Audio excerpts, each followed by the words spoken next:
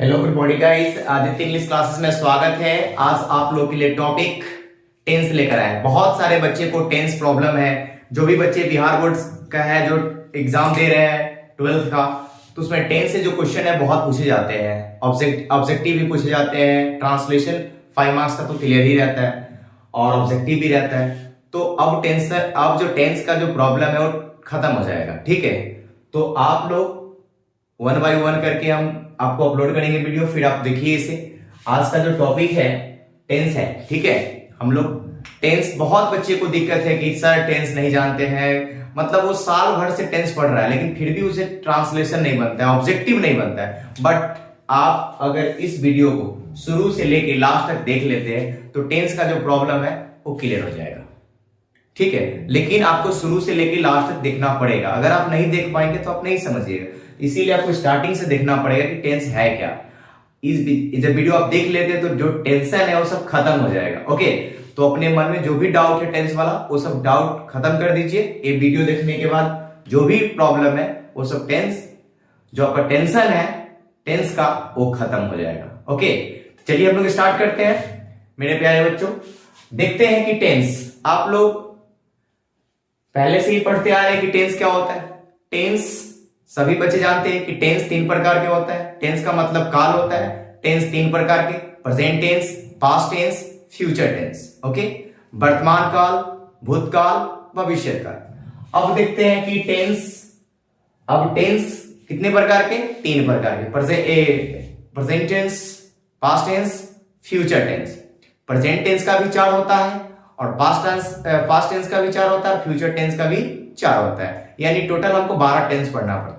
अगर आप total tense 12 पढ़ लेते हैं तो ऑब्जेक्टिव भी बन जाएगा और आपका जो ट्रांसलेशन है वो भी बन जाएगा। ठीक है, तो मेरे प्यारे बच्चे चलते हैं टॉपिक की तरफ। ठीक है, आज का जो टॉपिक है, पहले हम पढ़ेंगे प्रेजेंट का जो 4 होता है वो पढ़ लेंगे, फिर पास्ट पढ़ेंगे, फिर फ्यूचर पढ़ेंगे। ठीक है, तो पहले देखते हैं कि प्रेजेंट टेंस कितने प्रकार के होते हैं। प्रेजेंट टेंस 4 प्रकार के, जिसमें पहला टेंस क्या होता है? सिंपल प्रेजेंट टेंस, दूसरा प्रेजेंट कंटिन्यूअस, तीसरा प्रेजेंट परफेक्ट टेंस, फिर प्रेजेंट परफेक्ट कंटिन्यूअस, फिर हम लोग पास्ट पढ़ेंगे, फिर फ्यूचर पढ़ेंगे।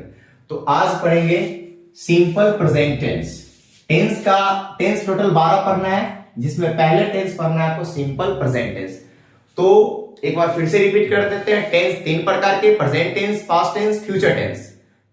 फिर जो प्रेजेंट का 4 होता है, पास्ट का 4 होता है और फ्यूचर का 4 होता है। तो आज का जो टॉपिक है वो सिंपल प्रेजेंट टेंस के बारे में हम बताएंगे और क्लियर करेंगे।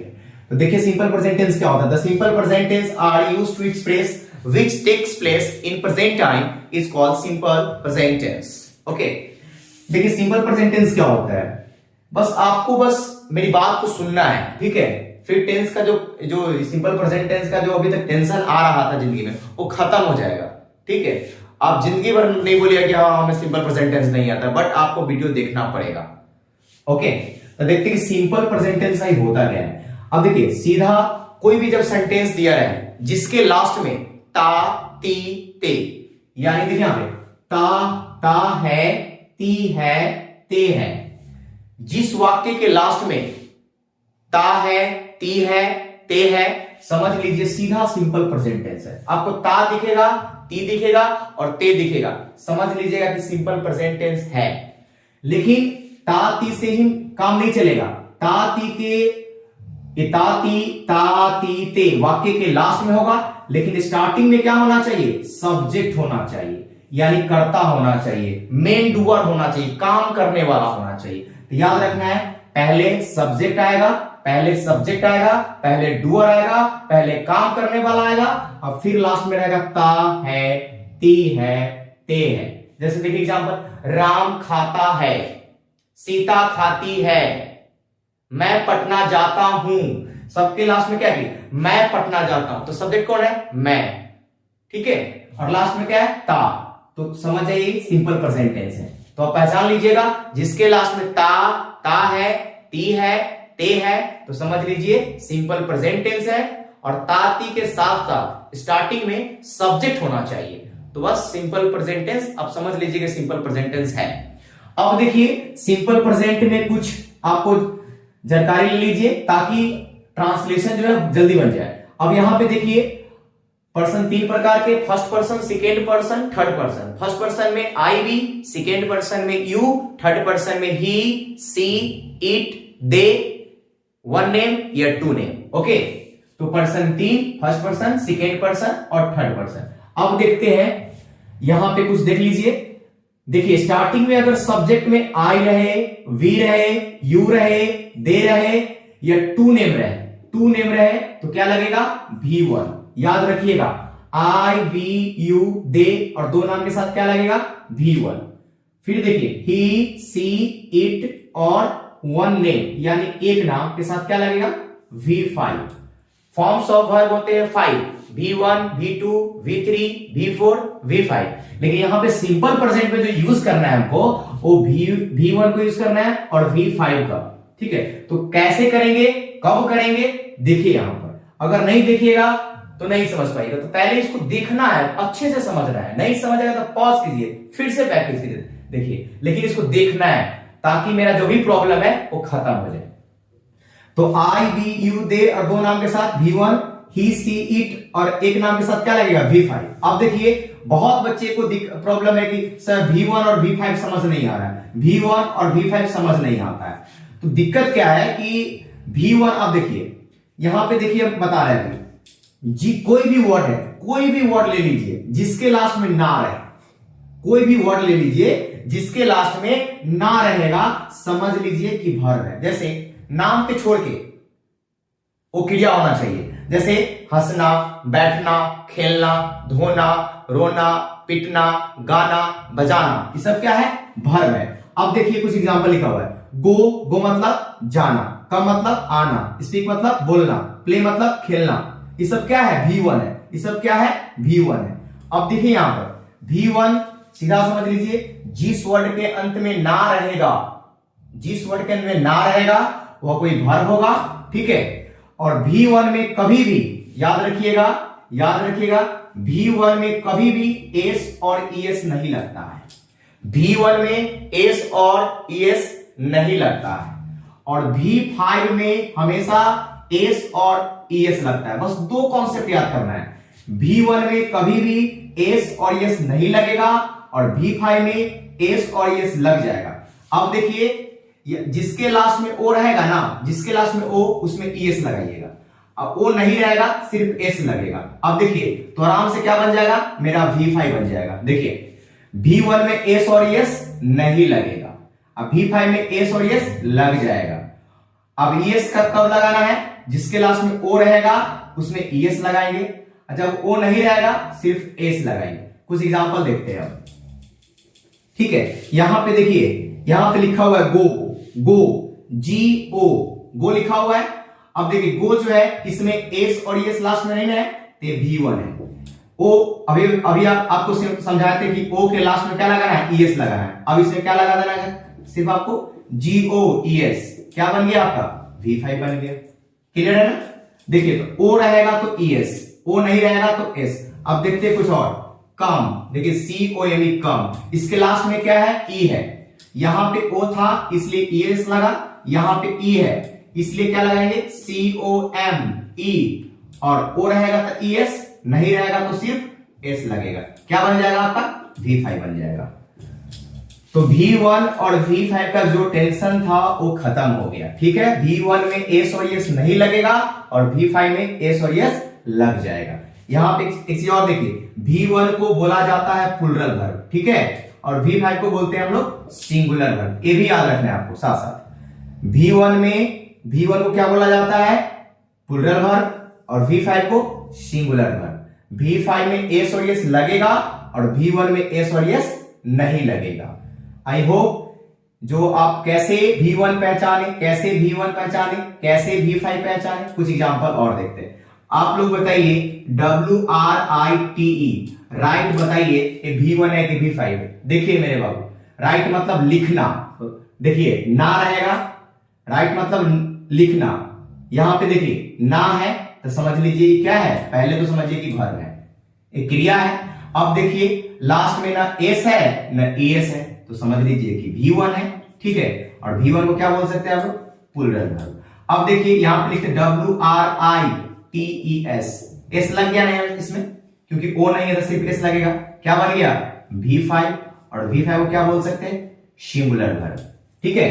तो V1 और V5 क्लियर हो गया, ठीक है। अब देखते हैं ट्रांसलेशन की तरफ, कैसे सिंपल प्रेजेंट का ट्रांसलेशन बनेगा। अब देखिए पहला, देखिए सिंपल प्रेजेंट का जो ट्रांसलेशन का स्ट्रक्चर होता है अफर्मेटिव सेंटेंस। अफर्मेटिव तो सेंटेंस चैप्टर में हम पढ़ा दिए हैं, सकारात्मक। अब देखिए अफर्मेटिव का स्ट्रक्चर है सब्जेक्ट प्लस V1 या V5 प्लस ऑब्जेक्ट। अफर्मेटिव का स्ट्रक्चर होता है सब्जेक्ट प्लस V1 या V5 प्लस ऑब्जेक्ट। अब देखते हैं, जिसके लास्ट में ताती रहेगा वो सिंपल प्रेजेंट होगा। अब देखिए यहां पे लिखा हो आई प्ले क्रिकेट, मैं क्रिकेट खेलता हूं। मेरी बात को ध्यान से देखिएगा, मैं क्रिकेट खेलता हूं, तो मैं का इंग्लिश क्या होगा आई। आई के साथ देखिए यहां पे क्या आई के साथ क्या लेगा V1। यहां पे देखिए तो खेलना का क्या होगा, हमेशा कोई भी सेंटेंस बनाने के लिए सब्जेक्ट चाहिए, वर्ब चाहिए और ऑब्जेक्ट चाहिए, ठीक है। अब यहां पे देखिए मैं क्रिकेट खेलता हूं, तो आई के साथ क्या लेगा V1 लेगा। आई के साथ क्या लेगा V1। यहां पे देखिए आई प्ले क्रिकेट, यहां पे प्ले जो है आपका V1 है और क्रिकेट क्या हो गया ऑब्जेक्ट हो गया। राम दिल्ली जाता है, राम देखिए राम एक नाम वन नेम, देखिए वन नेम के साथ क्या लिया V5। V5 में क्या लगता है एस और ES लगता है।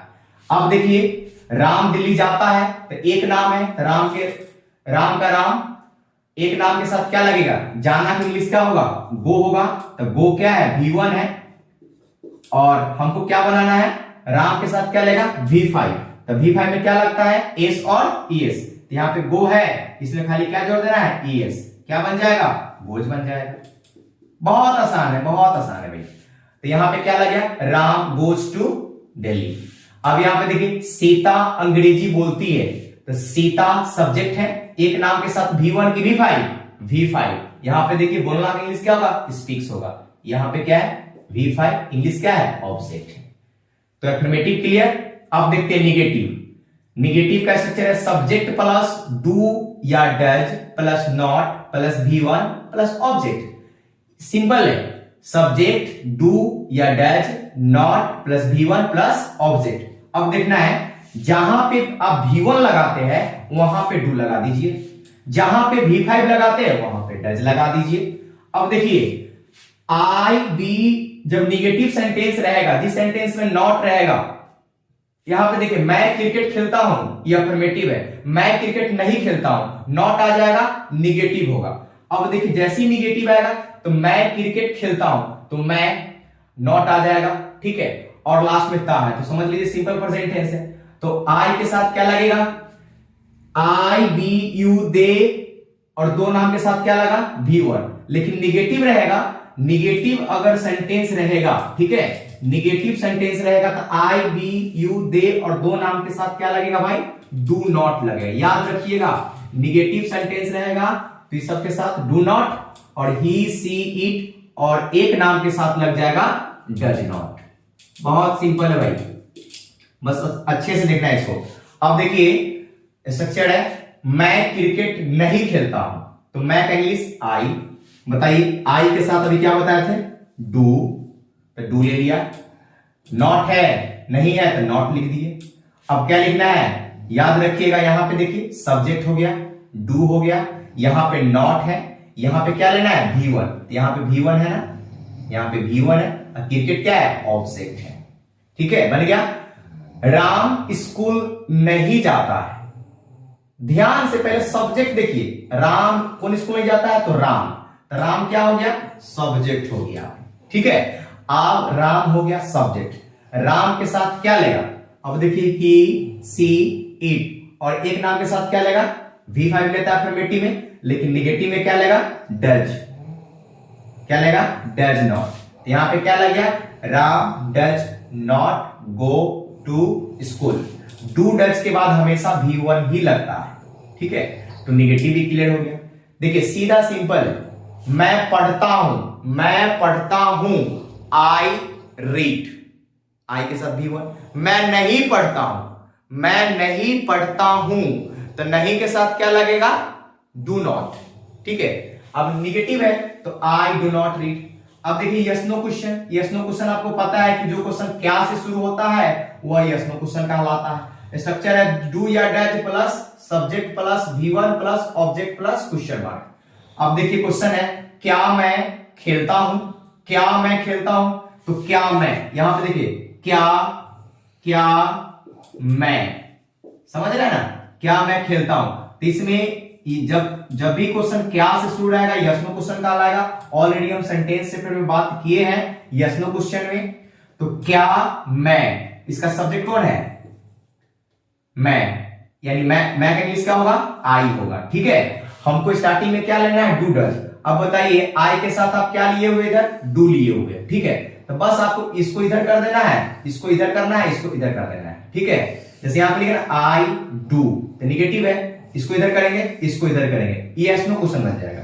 ठीक है, अब देखते हैं इधर क्या मैं खेलता हूं, क्या मैं खेलता हूं, तो डू आई प्ले। क्या सीता स्कूल जाती है, तो ये सीता है तो पहले क्या आ जाएगा, डज आ जाएगा। तो does Sita go to school. Clear हो गया। अब WH क्वेश्चन देखिए, तो WH डू या does plus subject plus V1 plus object plus question mark. यहां पे कह रहा है कि मैं क्रिकेट क्यों खेलता हूं, मैं क्रिकेट क्यों खेलता हूं, क्यों, तो क्यों का इंग्लिश क्या होगा, व्हाई। आई के साथ क्या लगेगा, डू की डज, तो डू। आई हो गया सब्जेक्ट, खेलना का play, cricket object. Sita Delhi क्यों जाती है, क्यों जाती है, तो क्यों इंग्लिश व्हाई। अब सीता के साथ डू की डज, तो सीता के साथ क्या लगेगा, डज लगेगा, पहले वर्ब आ गया। फिर सीता, फिर क्या लगेगा, V1 और फिर इधर ऑब्जेक्ट। ठीक है, तो ये WH क्वेश्चन हो गया। अफर्मेटिव सब्जेक्ट प्लस V1 या V5 प्लस ऑब्जेक्ट। निगेटिव जब नॉट रहेगा तो सब्जेक्ट प्लस डू या डज प्लस नॉट के बाद V1 plus object. Yes no question do या does plus subject plus V1 plus object plus question mark. जब क्या वाला क्वेश्चन रहेगा तो बस डू डज लगा देना है, और WH रहेगा तो WH में do does plus subject plus V1 plus object. I hope simple present tense clear हो गया होगा। ठीक है, फिर से थोड़ा रिवाइज कर लेते हैं। जिस वाक्य के लास्ट में ता ती ते आपको दिख जाए और स्टार्टिंग में कर्ता दिख जाए यानी सब्जेक्ट दिख जाए तो वह सिंपल प्रेजेंट टेंस हो जाएगा। आई के साथ, बी के साथ, यू के साथ, दे के साथ और दो नाम के साथ क्या लगेगा, V1। ठीक है, जिसमें एस और यस नहीं लगता है। फिर देखेंगे ही, सी, इट और एक नाम के साथ क्या लगेगा, V5। ठीक है, क्लियर हो गया। तो फिर हम नेक्स्ट वीडियो में मिलते हैं। ये सिंपल प्रेजेंट, इससे आप ट्रांसलेशन बना सकते हैं। ठीक है, आप जाके एक्सरसाइज बनाइए कोई भी सिंपल प्रेजेंट, इसका अप्लाई कीजिए, क्वेश्चन बनेगा। ठीक है, नहीं बनेगा फिर आप कमेंट कीजिए और बताइए कि सर नहीं समझ आया। ठीक है, फिर जब भी मेरा लाइव सेशन क्लास आएगा, जब मेरा जैसे टेंस जब खत्म हो जाएगा तो हम लाइव सेशन आएंगे, फिर लाइव सेशन में आपको बताएंगे, आपका टेस्ट लिया जाएगा। ठीक है, फिर डाउट होगा फिर आप पूछिए। ठीक है, आज तो हम पढ़ लिए कि ट्रांसलेशन कैसे बनाएं, सिंपल प्रेजेंट का ऑब्जेक्टिव के लिए uses of simple present tense हम कल वीडियो लेकर आ रहे हैं आप लोग के साथ। ठीक है, आप उसको जरूर देखें। पहले तो क्या करें, इसको देखें, इस पे जाके कुछ क्वेश्चन बनाएं, फिर क्वेश्चन जब बन जाता है फिर हम कल नेक्स्ट वीडियो में मिलेंगे यूजेस ऑफ सिंपल प्रेजेंट के साथ, जो उससे आप ऑब्जेक्टिव बना सकते हैं। इससे ट्रांसलेशन आपका क्लियर हो गया। आपका ऑब्जेक्टिव के लिए हम यूज पढ़ाएंगे वो कल के वीडियो में। ठीक है, ओके, थैंक यू। फिर मिलते हैं अगले वीडियो के साथ। Okay, bye.